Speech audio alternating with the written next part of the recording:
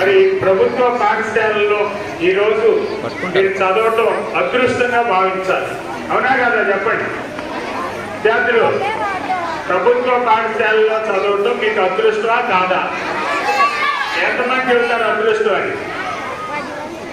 Very good. ఇక్కడ ప్రభుత్వ పాఠశాలలో చదివే విద్యార్థులు ఆర్థికంగా పేదవారు కావచ్చేమో, కానీ విజ్ఞాన పరంగా కానీ, నాలెడ్జ్ పరంగా కానీ, చదువు పరంగా కానీ చాలా చాలా ఉన్నత స్థాయిలో ఉన్నటువంటి పిల్లలే ఉన్నారు ఇక్కడ. వారు మీకు ప్రభుత్వ పాఠశాలలో చదివే విద్యార్థులకు అనేక సౌకర్యాలు లభిస్తున్నాయి. అవునా? ప్రైవేట్ పాఠశాలలో వాళ్ళకు ఉంటాయి ఇవన్నీ. మీరు అనుకుంటారు ఉచిత విద్య అనుకుంటారు. ఉచితంగా ఏదైనా వస్తుందా? ఏం వస్తుంది చెప్పండి? ఉచితంగా గాలి వస్తుంది, సన్లైట్ వస్తుంది, వర్షం వస్తుంది, నీరు కూడా అంతా రాదు, నీరు కూడా బాటిల్లో కొనుక్కోవాలి. అవునా? మరి మీది ఉచిత విద్య కాదు. మీకు ప్రభుత్వం ఒక్కొక్కరికి, డౌన్ చేయండి హ్యాండ్, ఒక్కొక్కరికి ₹1,00,000 నుంచి ₹2,00,000 ఖర్చు పెడుతుంది తెలుసా? మీరు ప్రైవేట్ పాఠశాలలో వాళ్ళకి 50,000 60,000 ఖర్చు అయింది వాళ్ళకి. మీకు ప్రభుత్వం 1,50,000 2 లక్షలు పైగా కూడా ఖర్చు పెడతాం. మీకు చదువు చెప్పించడానికి ఇన్ని మౌలిక సదుపాయాలు కల్పిస్తా ఉన్నారు. ఇవి ఉచితంగా వస్తాయా? మీకు మధ్యాహ్నం భోజనం పెడుతున్నారు. శ్రీమతి డొక్కా సీతమ్మ మధ్యాహ్న బడి భోజనం 6 రోజులు 6 రకాలైన వంటకాలు ఉన్నాయి, చిక్కీలు ఉన్నాయి, కోడిగుడ్లు ఉన్నాయి, రాయిజా ఉన్నాయి. ఉచితంగా వస్తుందా? వస్తుందా? రాదు. అదే ప్రైవేట్ పాఠశాలలో వాళ్ళు తయారు చేసుకోవాలి.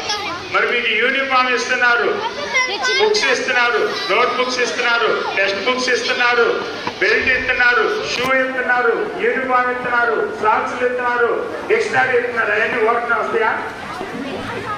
అవన్నీ కూడా ప్రభుత్వం వ్యయం చేస్తాం. మరి మనబడి మన భవిష్యత్తు కింద అనేక రకాలుగా మౌలిక సదుపాయాలు వస్తున్నాయి. అవి ఉచితంగా వస్తాయా? వస్తాయా? రావు. అవి ప్రభుత్వం వ్యయం చేస్తాం. ఇలా సర్వేపల్లి రాధాకృష్ణ విద్యార్థి మిత్ర కావచ్చు, శ్రీమతి డొక్కా సీతమ్మ మధ్యాహ్న బడి భోజనం కావచ్చు, మనబడి మన భవిష్యత్తు కావచ్చు, తల్లికి వందనం అమౌంట్ పడ్డాయి కదా. ఎంతమంది? 13,000 పడ్డాయి. మరి ఇవన్నీ క్యాలిక్యులేట్ చేస్తే, మాకు ఇచ్చే జీతాలు ఇవన్నీ క్యాలిక్యులేట్ చేస్తే ఒక్కొక్కరికి ₹1,00,000 2 లక్షల వ్యయం అవుతుంది. మరి మీరు తెలివైన వాళ్ళ కాదా? మీరే తెలివైన వాళ్ళు. ప్రభుత్వం చేత ఖర్చు పెట్టిస్తున్నారు. మరి ప్రభుత్వానికి ఎక్కడి నుంచి వస్తున్నాయి ఈ డబ్బులన్నీ? అక్కడ కూర్చుని ముద్రలేసి పంపిస్తున్నారా? మరి ఎక్కడి నుంచి వస్తున్నాయి ప్రభుత్వానికి? ప్రభుత్వానికి అనేక రూపాల్లో, ట్యాక్సుల రూపంలో, ఫీజుల రూపంలో, సెస్సుల రూపంలో అనేక రకాలుగా ధనం వస్తుంది. దాన్ని కానీ మీకు ఖర్చు పెడుతుంది. అవునా? మీ నాన్న మిమ్మ పని చేస్తాడు, థమ్స్అప్ బాటిల్ కొనుక్కొస్తాడు. ₹100 థమ్స్అప్ బాటిల్ కొనుక్కొస్తే ₹20 ట్యాక్స్ కట్టాలి. మీ నాన్న ఆటో నడుపుతాడు, లీటర్ పెట్రోల్కి ₹110 అయితే ₹50 ట్యాక్స్ కట్టాలి. అవునా? పొలం కొంటే రిజిస్ట్రేషన్ ఫీజు కట్టాలి, మేము ఇన్కమ్ ట్యాక్స్ కట్టాలి, కార్పొరేట్ ట్యాక్స్ అని పరిశ్రమలు. ఆ ట్యాక్స్ రూపంలో వచ్చినటువంటి డబ్బులే మీకు ఖర్చు పెడుతున్నారు. కాబట్టి ప్రభుత్వ పాఠశాలలు అంటే ఉచితం కాదు, అది గుర్తుపెట్టుకోవాలి. ప్రభుత్వ పాఠశాలలో చదివే పిల్లలు చాలా చాలా అదృష్టవంతులు. మీ ధ్యాస అంతా ఇందాకేసిన డ్యాన్స్ మీద, వచ్చే వాళ్ళు వేసే డ్యాన్స్ మీద ఉంది. డ్యాన్స్లు వేస్తారు, పోతారు, అవి కాదు మీకు కావాల్సింది. అదేగా మీలో మీ కొలకలూరు గ్రామంలో IASలు ఉన్నారు, IPSలు ఉన్నారు, IRSలు ఉన్నారు, ప్రజాప్రతినిధులు ఉన్నారు. ఎంతో ప్రఖ్యాతిగాంచిన గ్రామం ఇది. మరి అంత ప్రఖ్యాతిగాంచిన గ్రామంలో ఉన్న మీరు భవిష్యత్తులో చాలా అభివృద్ధిలోకి రావాలంటే ఏం చేయాలి? డ్యాన్స్లు వేయాలా? ఏదో 10 నిమిషాలు వేస్తాం. ఏం కావాలి మీరు అభివృద్ధి చెందాలంటే? ఎంతమంది చెబుతారు చదువుకోవాలని? మరి నిజంగా చెప్పండి, మీరు ఎంతమంది చదువుకుంటున్నారు? నిజంగా చెప్పండి.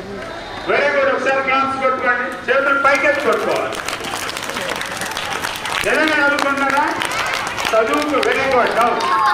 చదువుకునే క్రమంలో టీచర్లు చిన్నగా పనిష్మెంట్ ఇస్తారు.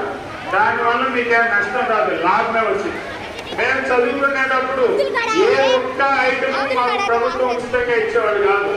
మా పుస్తకం మేమే కొనుక్కోవాలి. ఒక టెక్స్ట్ రూపాయి అనుకో, ఆ రూపాయి పెట్టుకుని కొనుక్కోవడానికి మా దగ్గర డబ్బులు లేకపోతే సెకండ్ హ్యాండ్ 10 రూపాయలు పెట్టి కొనుక్కున్నాం. థర్డ్ హ్యాండ్ పావుల పెట్టి కొనుక్కునేవాడు. మాకు ఉచితంగా బట్టలు ఇవ్వాలి, మా బట్టలు మాకే ఇచ్చారు. అదేనా మేమే కొనుక్కోవాలి. అలాంటి చదువుకునే వాళ్ళని ప్రభుత్వ ఉద్యోగులుగా చాలా మంది ఉన్నారు. అప్పుడులా కాన్వెంట్లు లేవు, డబ్బులు పెట్టడానికి డబ్బులు లేవు. మరి మీకు అన్ని అవకాశాలు ఉన్నప్పుడు మీరెందుకు చదువుకోలేకపోతున్నారు అనేది